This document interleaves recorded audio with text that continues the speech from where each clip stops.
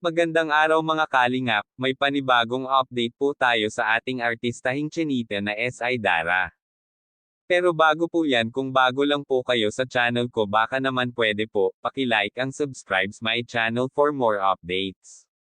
At huwag din po natin kalimutan paki-suportahan po muna natin ang ama ng Kalingap na si Val Santos Matubang at Kalingap Rob Matubang, pati na rin ang mga viewers. Maraming salamat po. Mga Kalingap, may update po tayo sa bahay nila Dara.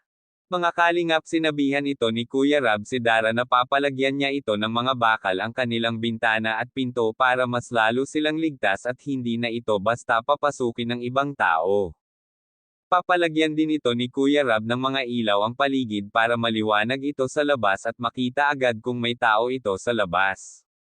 Pinangako ito ni Kuya Rob sa dalawang magkapatid na habang buhay nila itong tutulungan at sisiguraduhin nila ang kanilang kaligtasan, kaya gagawin ito ni Kuya Rob ang lahat-lahat para sa kanila.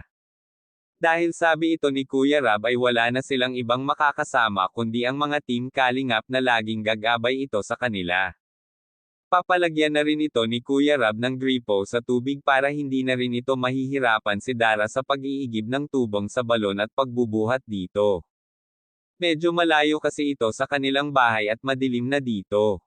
Para kahit gabi na ito nakakauwi si Dara galing eskwela ay hindi na ito mahihirapan pa sa pag-iigib ng tubig.